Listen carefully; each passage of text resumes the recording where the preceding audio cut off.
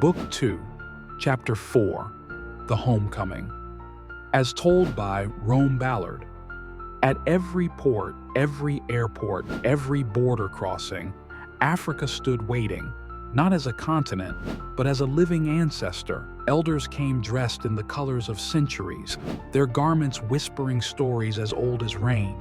Tears shone on their cheeks, not from sadness, but from recognition.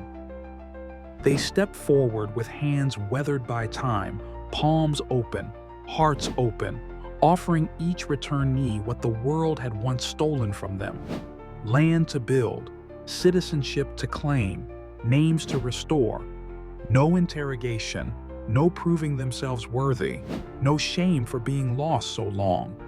There was only honor, the kind that wraps itself around a soul and says, "Finally, you made it back." And the moment their feet touched African soil, something ancient cracked open. Something spiritual broke, and something divine healed. The invisible weight they didn't even know they carried.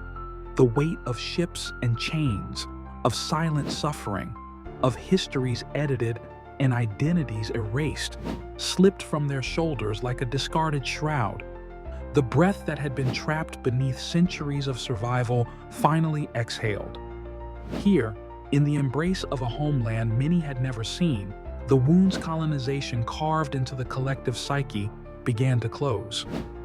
Because Africa didn't see them through the eyes of those hostile systems they had fought their whole lives to rise above. She saw them as they truly were, inventors and innovators whose minds had been forged in fire, guardians and protectors who had carried entire communities on their backs, physicians who had healed in places where resources were scarce but compassion ran deep, architects who could build nations because they had learned to rebuild themselves, warriors of peace who understood the price of conflict and the value of unity, leaders reborn from ancestral memory, the kind of memory that does not fade, even after centuries of separation. In America, they had been statistics, numbers, margins, misunderstood shadows in someone else's story. But in Africa, they were legacy.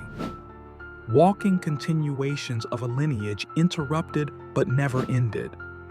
Proof that no exile, no oppression, no empire powerful enough to scatter a people can ever sever the thread that ties them back to origin.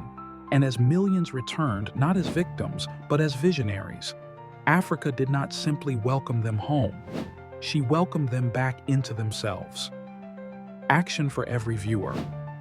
If this message, this vision, or this chapter moved you in any way, like it, comment your thoughts, repost it, save it, subscribe for more chapters. Every engagement helps this story travel further. Every share helps the message go global. Let's keep building this movement together.